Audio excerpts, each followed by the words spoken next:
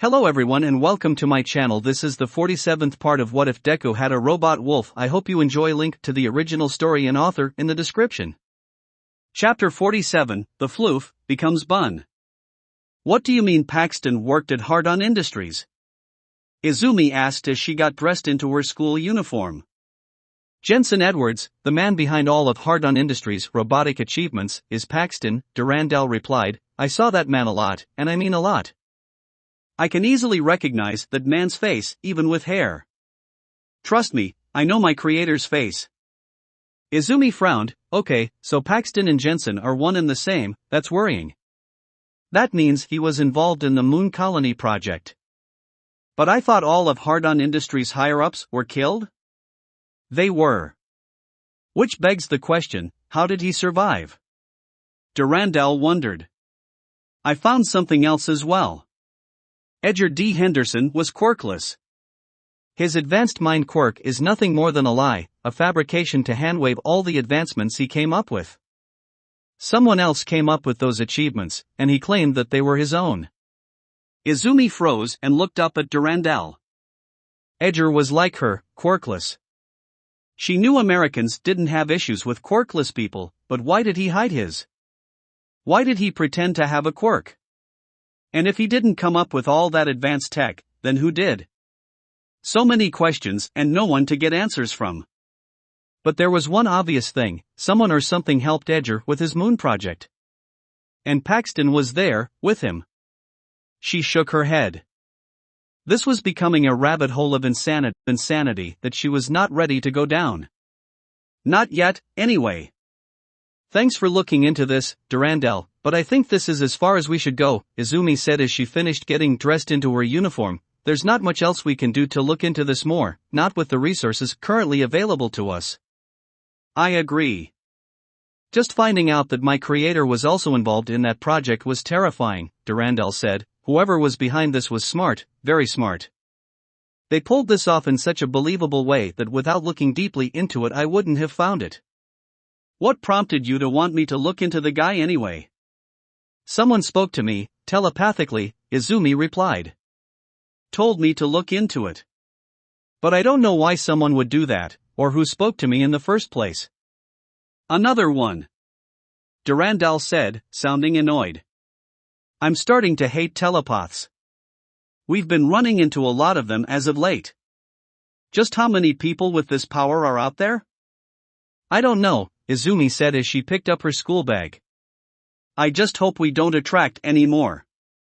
As for the Edgar situation, let's leave it at that. We've already discovered something that someone went to great lengths to hide. Let's keep it that way until we have a better idea of what's going on and how they were able to achieve those technological wonders. Better to sit back and wait until you can look into the situation more. Wouldn't want to draw the attention of those behind this cover-up. Some of them may still be alive. The two quickly left Izumi's room and made their way downstairs. Most of the class had already left for class, but a few had stuck around and waited for them to come down, mainly Achiko, Sue, and Himiko. The vampire cat girl smiling brightly, her face no longer covered by her hat or sunglasses. The class's reaction to Himiko's change had been mixed but not too negative. Most of the class was surprised or shocked by the change, with a few looking horrified, but none of them were outright hostile to her. In fact, they all promised to help the girl with this sudden change, even Minoru, who was shockingly quiet since he got back. You guys ready? Izumi asked as she walked over to her friends. Yep, Achiko replied with a smile, wearing her new uniform since her old one no longer fit her. Ready as I'll ever be, Himiko smiled. She was still nervous about attending school after her change, but Sue said she would be there for her, so she was willing to give it a shot. The four quickly made their way to class and settled for the day. A quick homeroom and welcome back from Kana before lessons started and the school day began. After the chaos that was their internships, returning to everyday schoolwork was a breath of fresh air. It was a lot more calming and slower than the week spent interning with heroes. During lunch, the class shared stories about their internships. Kyoko was able to provide some interesting information about Bunny's quirk that was most intriguing. Sadly, she was unable to find out how the woman, who was previously a villain who was involved in an attack against their class, became a hero. But that was probably for the best, as she said that Horigaramu and Nizu were involved. And those two were not a pair you wanted to mess with. Anyway, after lunch, it was straight back to heroics with all might. Everyone was hyped to show off what they had learned during their internships, as well as show off any modifications that had been done to their costumes. Izumi was especially excited as she could try out the modifications she had made to her costume. The one made by her mother was nice and all. Still, she didn't have access to the stronger materials available to professional designers, so she used a costume revision to get a more reinforced and stronger costume, as well as reinforced gloves and new boots. There was also a second request sent in for a prototype costume, basically, a test costume made out of normal materials used to see if a costume idea suited the wearer without wasting resources on a proper costume. Thanks to her training with Ingenium, she was able to solidify her fighting style. She just needed to practice with it a bit more and see if Mei could make her some support gear to go with it. Speaking of Mei, the crazy inventor, her robot wolf Isaac, and Shiharu would be joining them for heroics today. Since they were now dual course students, they would be attending heroics classes with 1A and 1B, switching between the two classes bi-weekly since having 21 students in a class might make things a little tricky. It was nice that the two would have their first heroics class with 1A. It'll make integrating into the course much easier. Hopefully, it'll make their classes with 1B easier to settle into next week. Izumi smiled. She was happy that she could help her friends get into heroics. It'll be fun. In the meantime, she had to change into her new hero costume. She opened her costume case and instantly slammed it shut, a light blush on her face. Something the matter? Durandal asked. Nothing's wrong. Izumi replied quietly. Are you sure about that? Durandal asked. You don't sound like everything is okay. Izumi nodded. Don't worry, everything is fine, she said nervously. How did this happen? Did someone mess up my request? I can't get my old one as I handed it in, and I can't wear my PE uniform because it's being washed. Okay, just don't panic. Wait until everyone else leaves, put it on, and wear Durandal. No one has to see me wear this. A sudden wolf whistle came from Himiko, while there, Achiko. That's an interesting redesign you've got there. Izumi looked up and quickly realized it was a mistake because her face instantly turned red. Achiko had changed her costume, and it was a rather drastic change from her old one. As well as, well, you are sexy. Very sexy. She wore a dark purple padded leotard, over-the-knee armored boots, over-the-elbow fingerless gloves, and a two-piece belt with dark red highlights. She had a dark red choker around her neck, dark purple gauntlets with dark red highlights, a dark red face mask, dark purple headgear with a dark red tinted visor, and a single shoulder pad on her left side. Izumi wished she was wearing her costume right now because that way she could cover her face with her hood to hide her blush. Achiko's previous costume was flattering, but this new one was just so much hotter. It really brought out her figure more, especially her boobs and butt. That's a rather drastic change you've gone for there, Achiko, Momo remarked. Didn't think you'd go from bright pink to dark purple and red. You look ready to throw down in that, Himiko added. I thought you wanted to be a rescue hero? Achiko rubbed the back of her head. Her back turned to Izumi. I did. I still do want to be a rescue hero. But after all the times we've been attacked, I decided that a bit more combat experience would be nice, and designed my costume to be more around fighting. My old costume wasn't designed for combat. It was too bulky in places. Plus, the pink made me look a bit too girly. Not that it's a bad color, it's just not my style. Not anymore, anyway. Izumi resisted the urge to look down at Achiko's rather nice rear, must resist the urge to grab, must resist the urge to grab, must resist the urge to dash slap a fuck. She cursed internally as she looked down and noticed her treacherous hand had moved all on its own, is what she will say had happened if anyone asked, and was now grabbing Achiko's soft, round butt. All chatter in the room stopped as everyone turned towards Izumi, shocked looks on their faces, with a few showing jealousy and envy. Izumi, Achiko said as she slowly turned her head around, a light blush on her face. What are you doing? You are, Izumi sputtered, a friendly butt pat between girls? Kill me now. Achiko gave her a confused look before a devious look appeared in her eyes. Was she smirking behind that mask? Well, I hope you're enjoying yourself there, Izumi, she said with an assertiveness no one knew the girl had. Izumi's face went supernova as her brain shut down. That was hot. Now really isn't the time for this sort of thing, you know, Achiko said as she turned around. She leaned forward and whispered, but perhaps, later. When we're alone. Izumi Midoriya.exe has crashed. Would you like to restart? Achiko giggled before she walked past Izumi, a slight sway to her hips as she walked out of the changing room. Only then did Izumi realize that the colors on Achiko's new costume matched those of the Abyss Cloud Nebula. Huh, interesting. What was she doing again? Whilst Izumi's brain rebooted from an Achiko-induced meltdown, the rest of the girls watched on, not faring much better as all of them were blushing a deep red. Okay, didn't know she had that in her, Mina remarked. Aren't I supposed to be the teasing one here? Where did that even come from? I have no idea, Toru replied. I may be gay now, Chihiro blurted out, a light blush on her face. I said that out loud, didn't I? Yui said with a nod. Meanwhile, Achiko walked away from the changing room smiling, although you couldn't see it due to her mask. Once she was a reasonable distance away, she stopped, covered her face with her hands, and screamed. What the fuck did I just do? She thought as her face turned a deep crimson. That went better than expected, but where did that come from? She wasn't an assertive dominatrix like Midnight. She was a fluffy, friendly machi. Just because she drastically changed her costume doesn't mean she should change her personality like that. She was not going to be doing that again. No siree. She soon calmed down, made her way outside and waited for the others to come out. She thankfully didn't have to wait long as the rest of the class soon walked out of the tunnel. All of them were wearing their hero costumes, including their two new members. Mei was wearing a tight-fitting, padded orange and white bodysuit, similar to the pilot suits from a particular anime about giant robots fighting angels. She probably chose that design to make it easier to wear Isaac. Chihiro, meanwhile, was wearing her PE outfit due to her hero costume still being in the design stage. A few of her classmates had also done modifications to their costumes.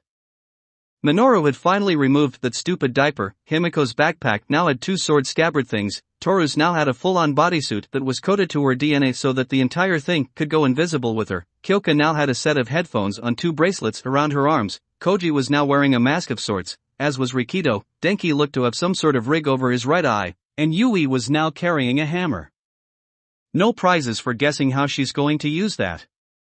Hey guys, Achiko waved as her classmates walked over.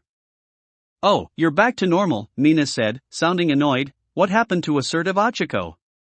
Died and floated into the sun. Achiko replied, her face a light shade of red. Oh, that's disappointing, Himiko said with a frown. I liked assertive Achiko. Well, enjoy her while she lasts, because you are never seeing her again, Achiko said. She has gone to the moon. I guess someone misunderstood the gravity of the situation, Hitoshi remarked. Everyone groaned at the pun, even All Might. Hitoshi smirked behind his mask, and just like that, all of you have been brainwashed. Everyone looked up at Hitoshi with shocked looks on their faces.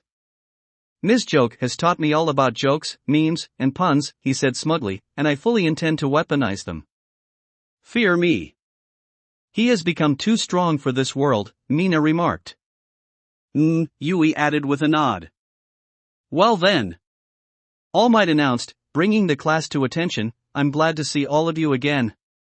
It's Dash. Wait, where's young Izumi? She's going to be a bit late, Momo said, she's rebooting. Don't worry, she shouldn't be long. She was just starting to change whilst we were leaving. I see. All Might said, well, we'll give her a minute or two to finish up. Sorry, I'm late. Izumi shouted as she rushed up behind them, wearing Durandal, having used gearshift to get there quicker. Young Izumi. I'm glad to see you've finally arrived. All Might said, but I'm going to have to ask you to step out of Durandal whilst I explain what we'll be doing today. Wha? Izumi gasped, but why? It's just armor, right, just like Tenya's. That is because Tenya's suit doesn't give him the same benefits Durandal does. All Might explained, so, in the interest of fairness, students with robotic companions who can also act as armor can't start practical sessions wearing them. Izumi slumped. She should have expected this.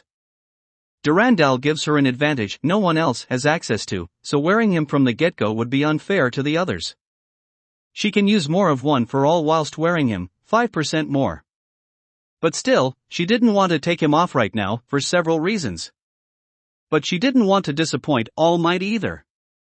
So, she took a deep breath and braced herself for landing at Embarrassment Central. Okay. Durandal, deactivate Armored Wolf Mode, Izumi ordered. Understood, Durandal said before returning to Wolf Mode, allowing everyone to see Izumi's costume. The entire class stood there, speechless. Several of them had their jaws on the floor. Izumi's new costume was unexpected. Before you ask, there was a CC communication error, and I will be having W words with the M manufacturer, Izumi stuttered, her face bright red. Her new costume had all of the improvements she had asked for. Iron soles, arm braces, reinforced knee pads that went up to her lower thigh, stronger gloves, respirator, bullied. But it also had a rather odd change to it. Her dark green bodysuit had been replaced by a leotard of the same color, a bunny girl leotard. And whilst her hood was gone, she still had her signature long ear-like protrusions now attached to a headband. Sadly, this made her look like she was wearing bunny ears. It wasn't her beta costume in her case. It was the prototype one, Alpha R. It had all the improvements she had requested for the beta costume, but the bodysuit was from Alpha R. Somehow, someone had given her the improvements from beta but had replaced the main suit with the one from Alpha R. Annoyingly, it was made from the materials she asked her beta costume to be made from. So it was stronger and provided better protection than her old one. The entire class was speechless. None of them had expected Izumi, their resident cinnamon roll who blushes like mad when near a cute girl, to wear something so sexy. Achiko was bright red. This is karma for earlier, isn't it? She thought, resisting the temptation to tackle the girl and kiss her right there and then. Damn you, Izumi, for being so cute and adorable. The other girls from the Snuggle Squad weren't faring much better. Sue was rib-biting softly, her lower arms making grabbing motions.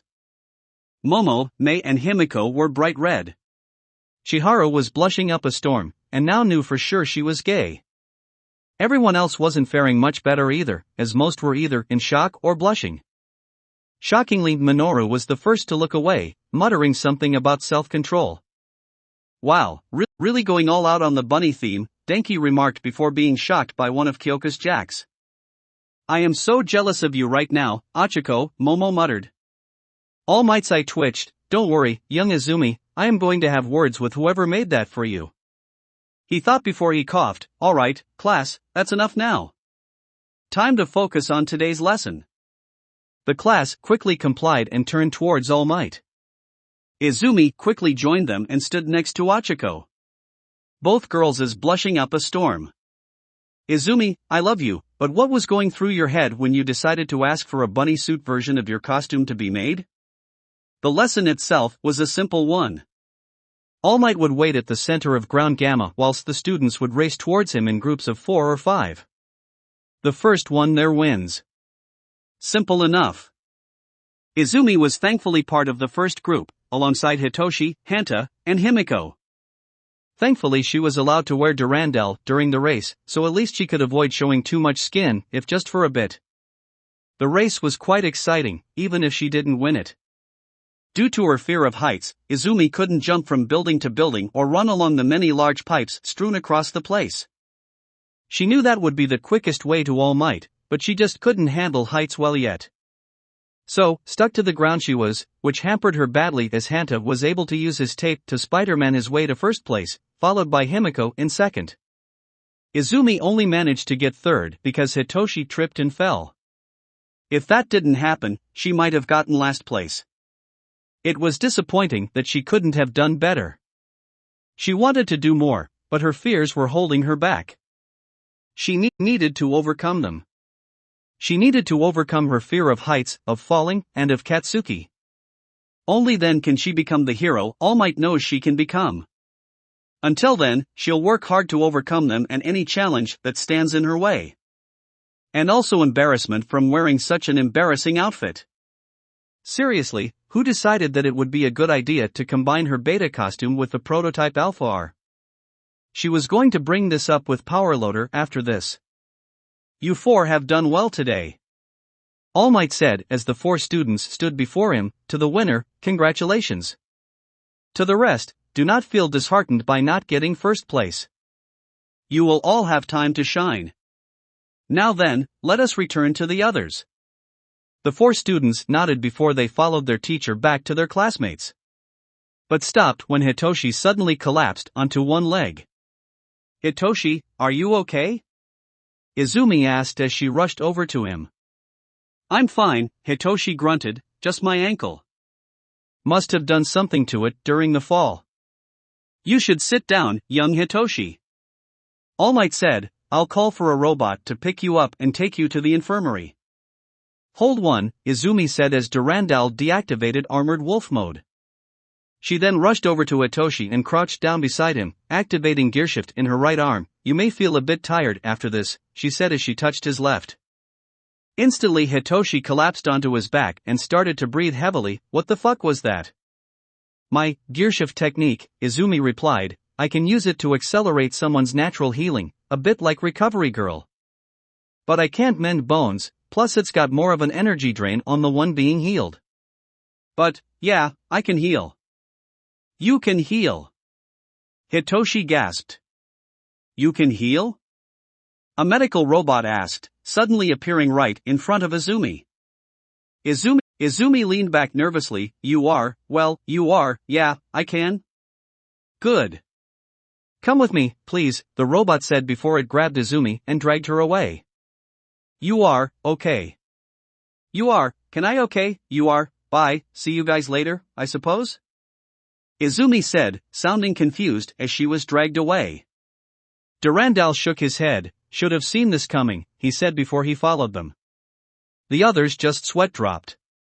Will she be alright? Hanta asked as they watched Izumi get dragged away. You are, I believe so. All Might replied, I don't think they mean her any harm. Hopefully. Anyway. Young Hitoshi, are you in a state to move? Yeah, I should be, Hitoshi replied as he stood up. My leg's healed. That's neat. You should probably still rest a bit, Himiko said. Izumi did say her healing is somewhat like Recovery Girl's. Yeah, I noticed, Hitoshi said as they returned to the rest of the class. Apart from Izumi getting shanghaied by one of the medical robots, the rest of the class went well. Everyone had a turn to race and show off their skills. Some performed better than others, mainly those with quirks that gave them more mobility, but that didn't stop the others from giving it their all. Once the class finished, everyone headed back to the changing rooms. Well, not everyone, exactly. Achiko, Hitoshi, and Nito went to the infirmary to check in on Izumi. They didn't get changed into their uniforms as there wasn't time. I hope Izumi's okay, Achiko said as they walked. I heard that Recovery Girl's on medical leave, so they've been without her for a week, Nito said. Guess when the robots found out that there's someone else who can heal on campus, they decided to bring them here to cover for her. Hitoshi nodded. I just hope she's okay. It can get quite busy in there at times, he said before he bumped into someone. Oh, sorry, dearies. I wasn't looking where I was going, a youngish woman's voice said. It's okay, Hitoshi said, recognizing the voice as Recovery Girl's. But when he looked down to talk to her, he didn't see her, only the lower half of someone. So he looked up and was met by the warm smile of a young woman with long blue hair tied into a ponytail, wearing what looked like Recovery Girl's hero costume from almost 40 years ago. Recovery Girl? Achiko gasped, what happened to you? Rewinded by Eri, Recovery Girl replied, "Poor thing got scared whilst I was trying to take a blood sample and used her quirk on me. I'm 30 now, would you believe?" "Oh wow," Nito gasped, "I knew you were on medical leave, but I didn't know why." "Well, now you know," Recovery Girl said. "I'd been on medical leave since the incident, and I still would be if you hero course students didn't keep hurting yourselves. So I am returning to duty dash. Stop getting yourself injured." They heard Izumi shout, followed by the sound of someone being hit repetitively. The three friends shared a quick worried glance. Recovery Girl sighed and shook her head. "And now your friend knows what it's like to be me," she said as she approached the door to the infirmary and walked inside. The others following on behind. Inside, they found Izumi, still wearing her hero costume, whacking another hero course student, a third year by the looks of it, over the head with a rolled-up newspaper. Durandal, sitting on the floor nearby. "I have been here for half an hour, and this is the third time you've been in here." Izumi shouted as she whacked the boy. "Yes, I can heal with my quirk." "No, it is not safer than Recovery Girl's. It's got more of an energy drain and doesn't heal as much, and I've only just learned how to use it.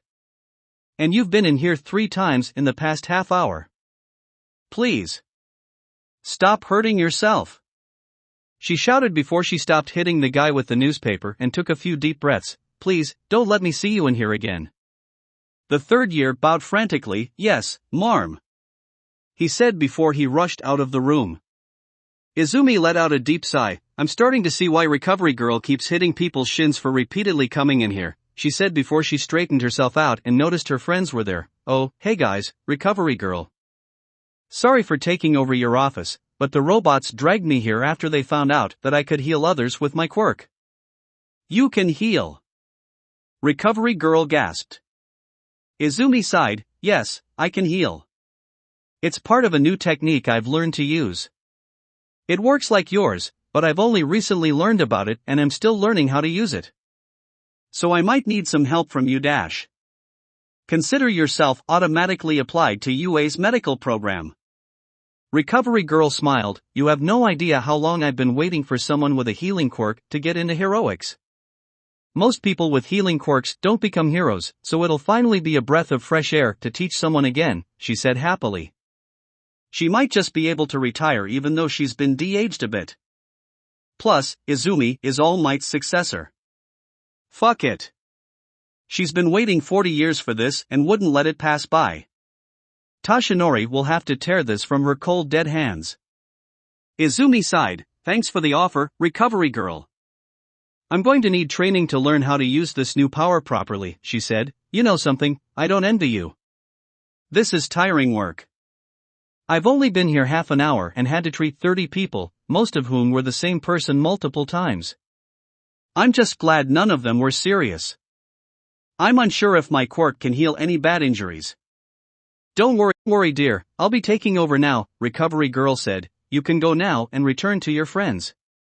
But do be careful, and don't use the healing aspect of your quirk again until I give you authorization to do so, clear?" "Crystal," Izumi responded with a nod. "Good," Recovery Girl said as she walked over to her desk. "Also, I'd keep a close eye on Eri. Her quirk was a lot more powerful than previously thought," she said before she passed Izumi a golden brooch, a red gemstone in the middle. It looked beautiful and brand new. "That brooch was given to me by Gran Torino 50 years ago. During that time, it's been dropped, dented, chipped, thrown, and damaged. I gave it to Eri to hold before I tried to take a blood sample." Izumi's eyes went wide in shock. This brooch was 50 years old. How? It looked brand new.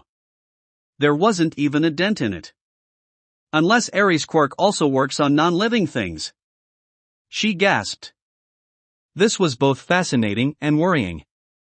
Fascinating as it meant that she could rewind just about anything, worrying as it meant could rewind just about anything, like the building they were in or Durandal. From now on, she would have to be extra careful around her lest she accidentally deletes the entire dorm. As far as I can tell, the rewind effect only works on non-living things that she's either touching or holding, as that brooch was the only non-living thing she rewound. Not even the bed she was sitting on was changed, Recovery Girl explained. We will need to test it, just to be sure. Good to know, Izumi said as she passed the brooch back to Recovery Girl. I'll keep a close eye on Eri from now on. That would be wise, Recovery Girl said. Now then, unless you kids are here to be healed, I suggest you get going. The 4 students nodded and quickly left the room, Durandal following them. You okay, Izumi? Achiko asked. I'm fine, just a bit exhausted, Izumi replied. Do you know how many repeat patients I had? I swear everyone I treated today came in there twice. Some of them weren't even badly hurt. One guy even asked me to kiss him better. Jerk. Do you have a name? Achiko asked, a dark, sinister aura forming around her. I just want to talk to them. Achiko, you are not killing a fellow student, Durandal said deadpan. Oh no, I don't want to kill him. I'm a hero. We don't kill unless we have to, Achiko said, her sinister smile hidden by her mask. I'm just going to break his legs, she chirped. Izumi's lips were hers and hers alone. Izumi's sweat dropped. Achiko could be scary at times, very scary. Also, why did she find this hot? Please don't break someone's legs, Hitoshi said. We've already got enough hate on us already. We don't need to give the general education students a logical reason to hate us. Fine, Achiko said with a sigh. She can break someone's legs later. So, are we going to get changed now? Nito asked. You guys can, Izumi replied. I, on the other hand, will be heading down to the support lab to see how the hell this happened. She said, pointing at her costume. Good point, Achiko said. I'll come with you, she said, mainly because she wanted to keep other people away from her girl. No doubt word will spread of Izumi's new costume, and she wanted to be there to ensure no one had any ideas. Well, you two have fun. I need to take a shower, Hitoshi said before he walked off, and a nap. I should probably join him, Nito said. I don't need to go to the support lab at the moment. That's okay, today's been rather tiring, Izumi said. I'll see you two later then. The two groups went their separate ways, with Izumi, Achiko and Durandal making their way towards the support lab. On the way there, Achiko told them what they missed after they left, filling her in on how everyone had improved during their internships. Izumi listened to every word Achiko said, notebook in hand. She would have preferred to have been there to see it in person, but at least Achiko was there to provide her with what she missed.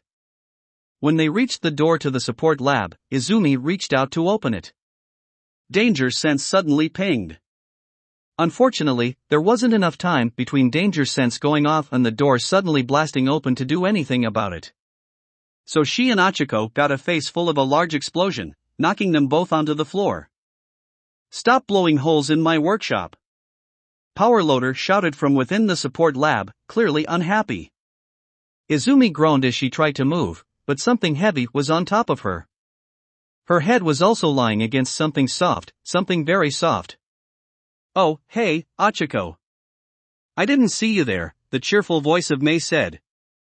Izumi opened her eyes and found herself face first in Mei's boobs, not helped by the fact that the girl had changed into her workshop attire. Not only that, but the soft pillow her head was resting on was in fact Achiko's boobs. She was sandwiched between Achiko and Mei's bosoms. For the second time that day, Izumi's face went supernova. Mei! Achiko shouted, can you please get off of Izumi? Ha! Mei said before she looked down, oh, you're here as well. Nice. I was just about to show off some new babies I've been working on. She said before standing back up and heading back into the workshop. The smoke from the explosion had dispersed by now, revealing Momo, Sue, Himiko and Chiharu. All four of whom were blushing. God, I wish that was me, Himiko muttered, wishing she had been sandwiched between those two.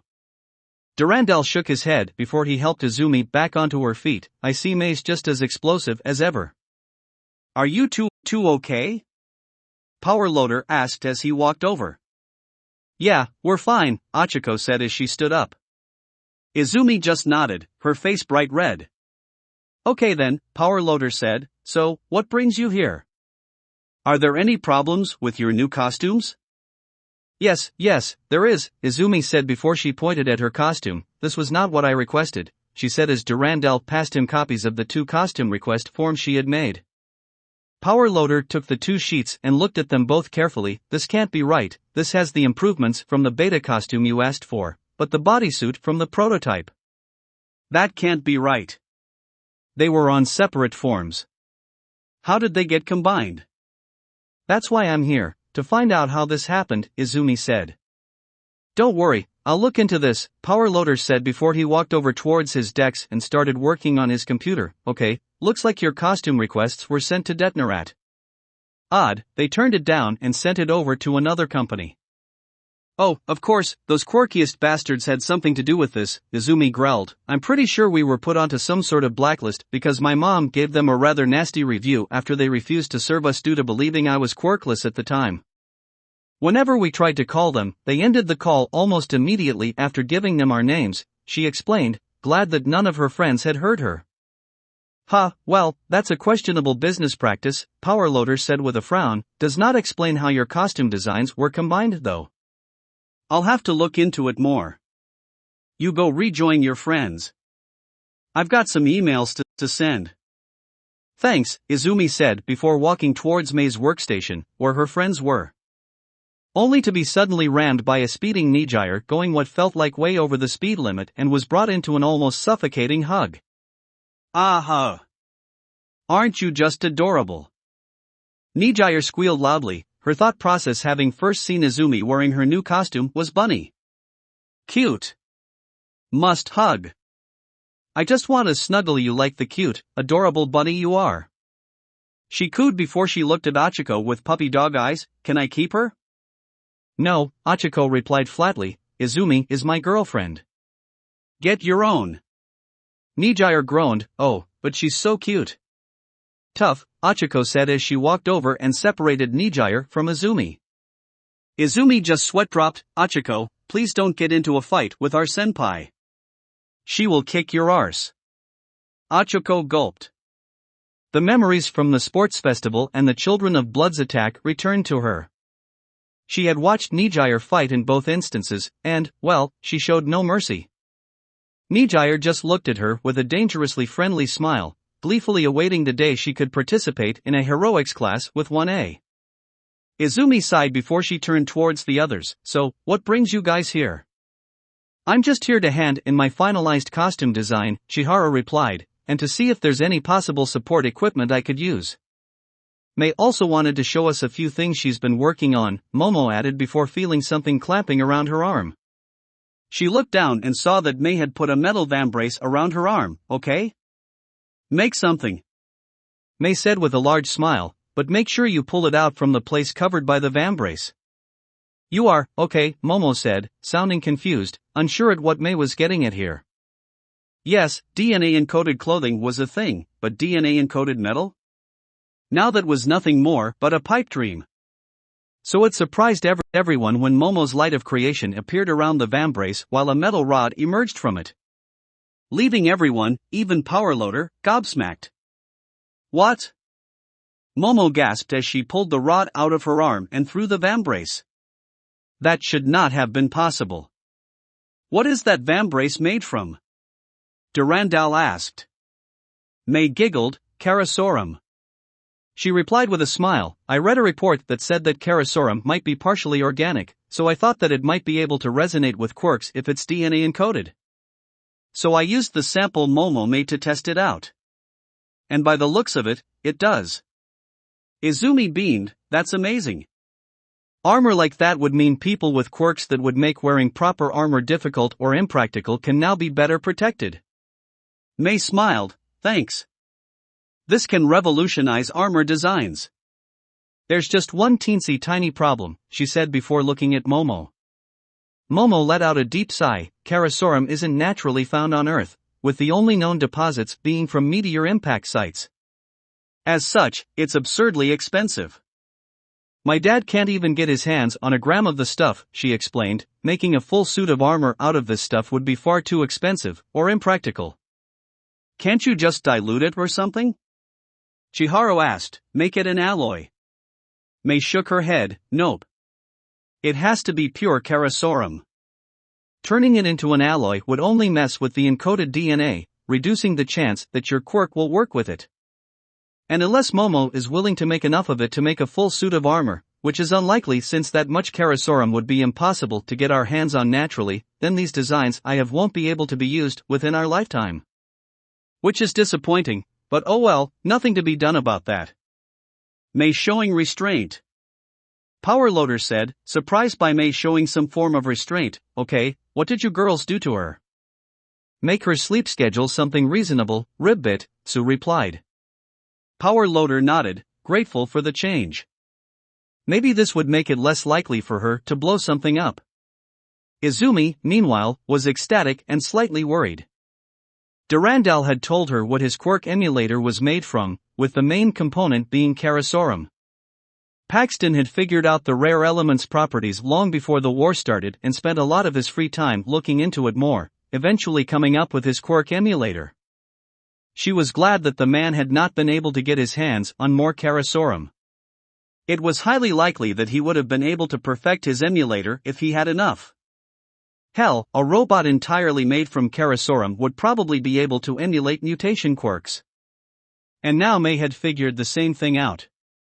She hadn't reached quirk emulator stage yet, but she had figured out that Karasorum could be DNA encoded, so she was getting there.